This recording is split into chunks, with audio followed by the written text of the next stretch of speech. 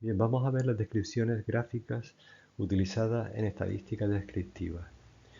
La primera es las descripciones gráficas para variables cualitativas. Aquí tenemos dos tipos de descripciones gráficas, el diagrama de sectores y el diagrama de rectángulos. En segundo lugar, las descripciones gráficas para variables cuantitativas discretas, que son aquellas que toman valores enteros. Aquí tenemos también el diagrama de barras y el diagrama de escalera. Y en tercer lugar, descripciones gráficas para variables cuantitativas continuas, que son las que vienen agrupadas en intervalos. Aquí tenemos el histograma y polígono de frecuencia y el polígono acumulativo de frecuencia o curva de acumulación. Vamos a ver las descripciones gráficas para variables cualitativas. En primer lugar tenemos el diagrama de sectores. En el diagrama de sectores se reparte proporcionalmente una circunferencia en función de la importancia que tenga cada una de las modalidades o categorías. Por ejemplo, en esta variable, calidad del servicio, tenemos que la calidad puede tomar la categoría muy mala, mala, normal, buena o muy buena. Tenemos la frecuencia absoluta, hay 9 individuos que opinan que la calidad ha sido muy mala, 33 que opinan que la calidad ha sido buena y en total tenemos 89 observaciones. Ahora calculamos la frecuencia relativa igual que siempre, dividiendo cada valor de la frecuencia absoluta entre el número total de observaciones. En el primer caso sería 9 dividido entre 89, que sería 0,101. Pero vean ustedes que lo que yo he hecho es la frecuencia relativa la he multiplicado por 100 para tenerla en porcentaje, porque en el gráfico es mucho más ilustrativo que aparezcan en porcentaje a que aparezcan los decimales. Luego tenemos el diagrama de rectángulos o barras. Este es muy sencillo.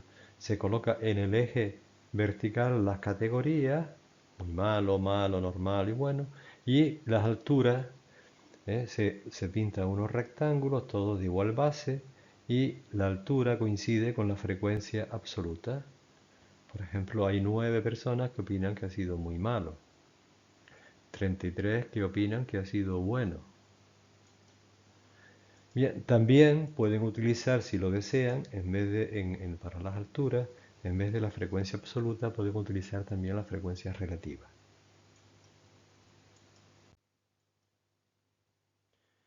Descripciones gráficas para variables cuantitativas discretas. Decíamos que eran variables numéricas que solo pueden tomar valores enteros. El primero es el diagrama de barra. El diagrama de barra, pues aquí tenemos, vamos a ver este ejemplo, salarios en euros. Primero tenemos 1.500 euros, hay 6 personas que ganan ese salario, 1.700, hay 14 personas que ganan ese salario de 1.700. En total tenemos 55 observaciones.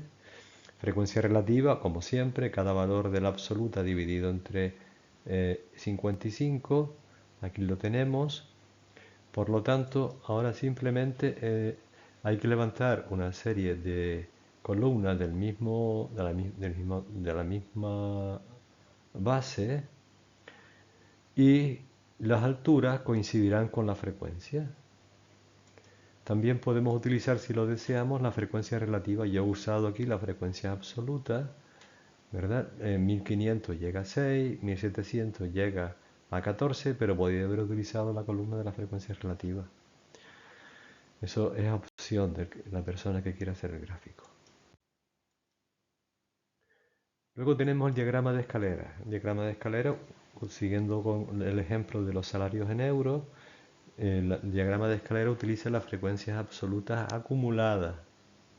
Entonces aquí tenemos que para el primer valor es 6, para el salario de 1.700 la frecuencia acumulada es 20, porque sería acumulando la anterior que es 6, más el 14 que le corresponde 20. Así seguiríamos hasta llegar al último valor 2.500, que el acumulado sería 55, coincidiendo con el número total de observaciones. Simplemente se trata de ir levantando columnas de la misma base. ¿m? Y las alturas corresponderán con la frecuencia absoluta acumulada. Si ustedes comprueban, esto ya aparece como una escalera. Por eso también se le llama diagrama de escalera.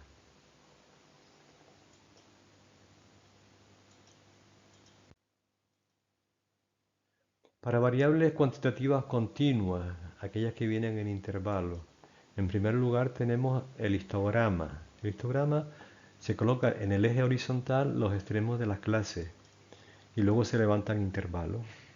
¿Van viendo? De 4 a 5, de 5 a 6, de 6 a 7, es decir, los intervalos, y luego las alturas coinciden con la frecuencia relativa del intervalo. Ojo, será la frecuencia relativa siempre y cuando, la frecuencia relativa siempre y cuando los intervalos sean de la misma amplitud. Es decir, vamos haciendo unos rectángulos en cada intervalo cuya altura coincide con la frecuencia relativa.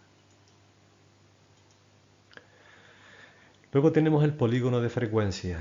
Es muy sencillo, se obtiene uniendo los puntos medios de los extremos superiores de los rectángulos, es decir, los puntos medios de los extremos superiores. Pues sería sencillamente trazar una línea que vaya uniendo los puntos medios de los extremos superiores de los intervalos.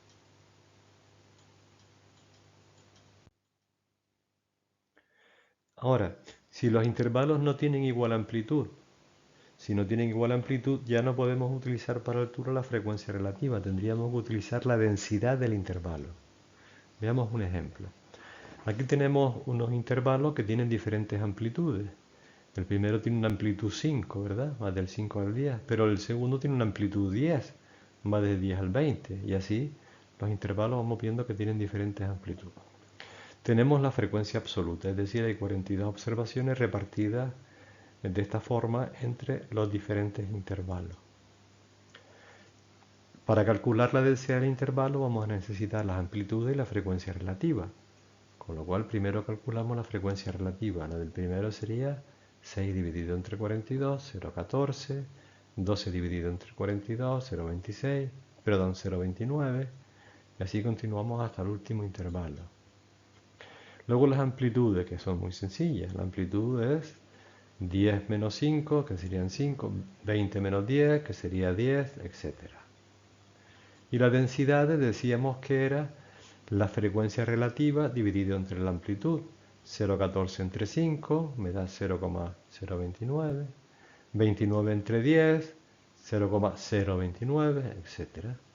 Pues ya tenemos toda la información necesaria para hacer el histograma. Tenemos en la base los rectángulos, o sea, la base de los rectángulos, aunque aquí no se aprecia, el primer rectángulo debería ser la mitad de lo que aparece en la figura, porque es amplitud 5. Este rectángulo debería ser el doble que el anterior, pero bueno, me han salido a la hora de representarlo todo del mismo tamaño, pero no debería de ser todo del mismo tamaño. Si lo hacen a mano, este sería la mitad del anterior, este de aquí sería también de amplitud 5 y este último sería muy largo, sería amplitud 15. Bien, vamos a ver, ya tenemos marcadas las bases, simplemente tenemos que poner las alturas que decíamos que coincide con la frecuencia, perdón, con la densidad de cada intervalo. El primero, vean ustedes, el que va del 5 al 10, llegaría hasta el 0,29 por aquí. El segundo, que va del 10 al 20, también es 0,29. El tercero, que va del 20 al 25, tiene una densidad de 0,42. Llegaría hasta la altura de este rectángulo, llegaría al 0,42. Y la del último, que va del 25 al 40, la altura de este rectángulo llegaría hasta el 0,24. Polígono acumulativo de frecuencia o curva de acumulación. Vamos a ver un ejemplo. Como cuando nos dicen curva de acumulación o acumulativo, es que trabajamos con las frecuencias absolutas acumuladas. Calculamos la frecuencia relativa. A continuación calculamos la frecuencia relativa acumulada. Primero es igual al primero, el segundo 0,14 más 0,29, 0,43, 0,43 más 0,21, 0,64 y el último es 0,64 más 0,36 es 1.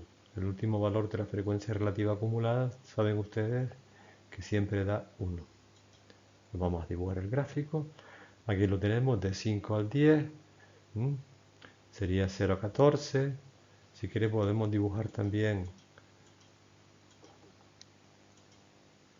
los rectángulos. El primero del 5 al 10 llega al 0,14, el último, el segundo, del 10 al 20, llega al 0,43, la altura de este rectángulo. El rectángulo que va del 20 al 25 llega al 0,64 y el último llega al 1. Pues el polígono acumulativo simplemente es esta raya que aparece que me va uniendo en la parte interior de los rectángulos sus vértices.